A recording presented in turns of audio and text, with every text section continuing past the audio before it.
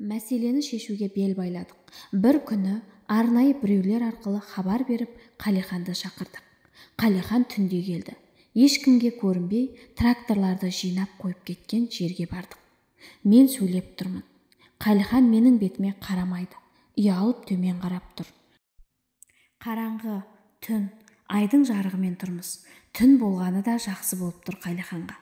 Егер күндіз болса тұра алмайтын сияқты. Бәріне басын изеп, мойындап тұр.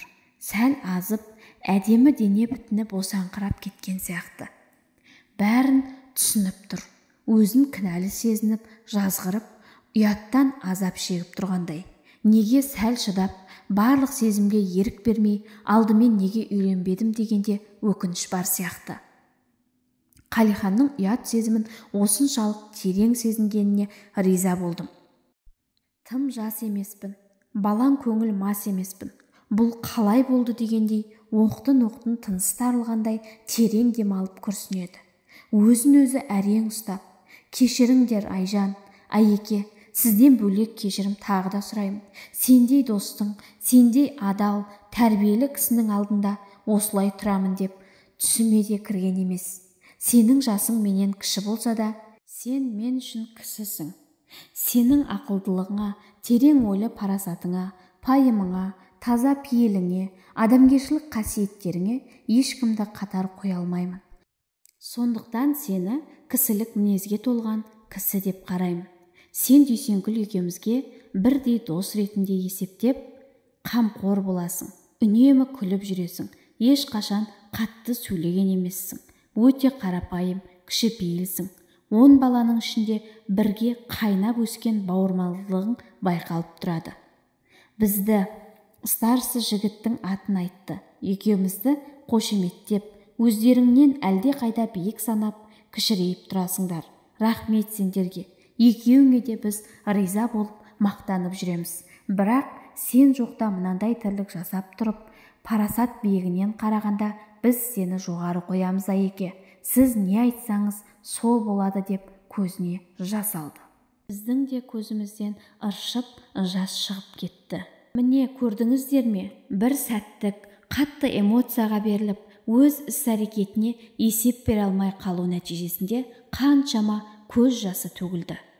Қаншама өкініш, қанша адамдар бастарынан азапты күндер кешті.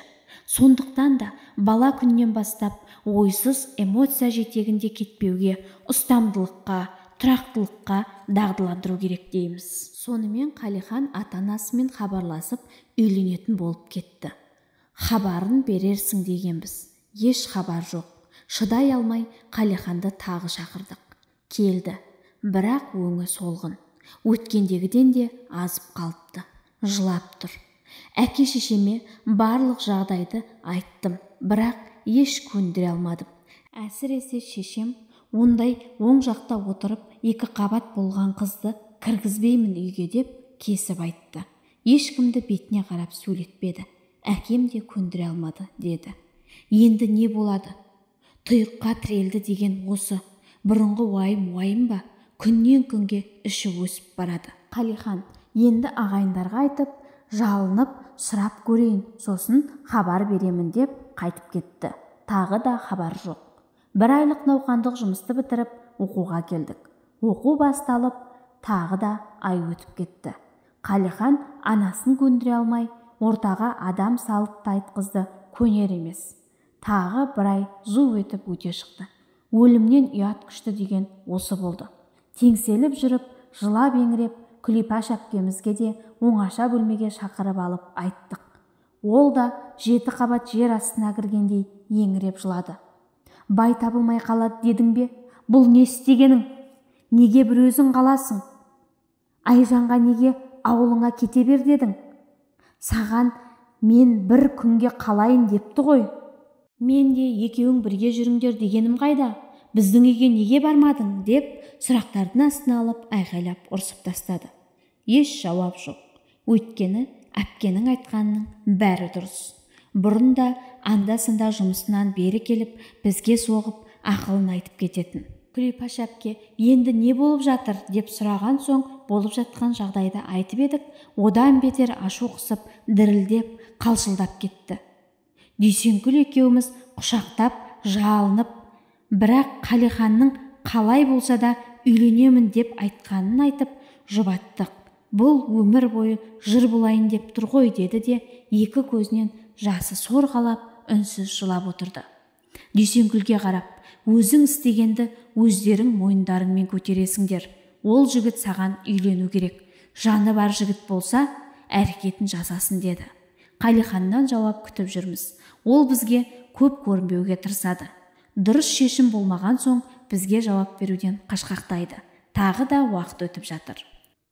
Бір күні Дүйсенкүлге келіп, үйдегілер келісімін берді. Дайындала беріңдер, ертең пойызға шығамыз. 4-5 достарым бірге барады, депті. Шымкент қаласына барған соң пойыздан түсіп, жеңіл машинамен Қалиханның туған елі Түлкібасқа кеттік. 1-2 күн болып, некесін қидырып, бетін ашып қайттық.